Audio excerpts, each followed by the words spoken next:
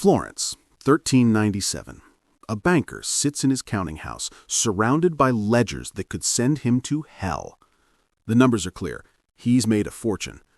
But according to God's law, every florin is a mortal sin.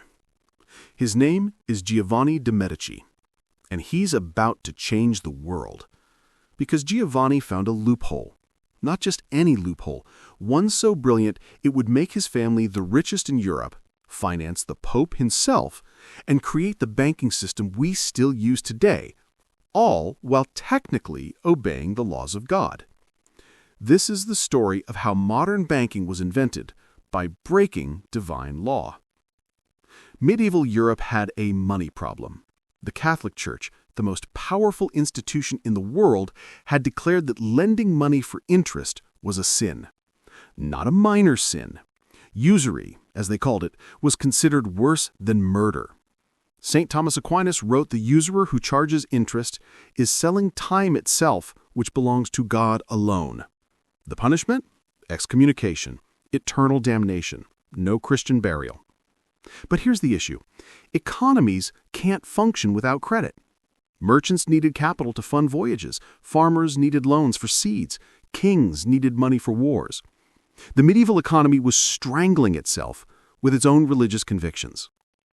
Jews, not bound by Christian law, became the primary moneylenders, but they faced persecution and had limited reach.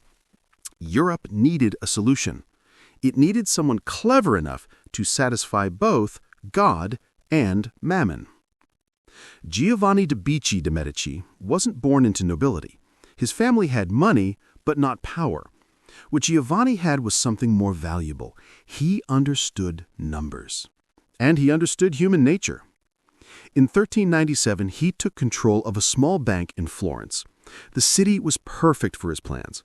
Florence had something other Italian cities didn't: a thriving wool industry and a currency that was trusted across Europe, the florin. But Giovanni couldn't simply charge interest like modern banks. That would be usury. He needed something more elegant. Here's what Giovanni invented: the bill of exchange, and it was brilliant. Imagine a merchant in London wants to buy silk from Florence. He gives Giovanni's bank £100. Giovanni writes a letter, a bill of exchange, instructing his Florence office to pay the merchant's partner 98 gold florins. Wait, you might think, the merchant lost money in that exchange. Where's the interest? That's the beauty. 3 months later, when the merchant's partner in Florence wants to send money back to London, Giovanni's bank converts those 98 florins back into 105 pounds sterling. The merchant made £5. Giovanni made his cut, and technically, no interest was charged. It was simply currency exchange, perfectly legal under church law.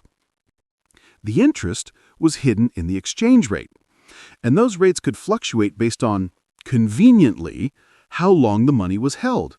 Sound familiar? It should. It's how modern foreign exchange and international banking work. But Giovanni's masterstroke came in 1410. The Catholic Church itself needed a bank. The papal treasury needed to move money across Europe. Tithes from England, donations from France, payments to Rome. The Medici offered their services. Giovanni's network of banks across Europe could handle these transfers efficiently. The Church agreed. Do you see the irony? The institution that had banned usury was now dependent on a banker who had found a way around their own law. And here's where it gets even better. In 1418, Giovanni helped finance Pope Martin V's restoration of Rome after decades of papal chaos. The Pope, grateful and pragmatic, began to look the other way on certain financial practices. The Medici weren't just breaking God's law, they were getting God's representatives to approve it. By Giovanni's death in 1429, the Medici Bank had offices in Rome, Venice, Naples, Milan, Pisa, Geneva, Lyon, Bruges, London, and Avignon. His son Cosimo expanded further. The Medici financed kings and popes. They backed the English wool trade and the Flemish textile industry.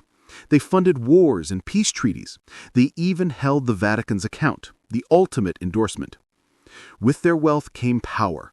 Cosimo de Medici became the unofficial ruler of Florence. His grandson, Lorenzo the Magnificent, commissioned Michelangelo and Botticelli. The Renaissance, that explosion of art and science, was funded by money that technically shouldn't exist under church law. The Medici proved something that remains true. When there's a genuine economic need, financial innovation will find a way, even if it means reinterpreting the laws of God. Giovanni de Medici died wealthy beyond measure. The church gave him a Christian burial, his family ruled Florence for generations, and the banking system he pioneered, it still runs the world. Not bad for a mortal sin. If you want to understand how today's financial system works, from central banks to cryptocurrency, start with the stories of how it began. Because the past isn't just interesting, it's the blueprint for what's coming next. What financial innovation today reminds you of the Medici's ingenious loophole? Let me know in the comments.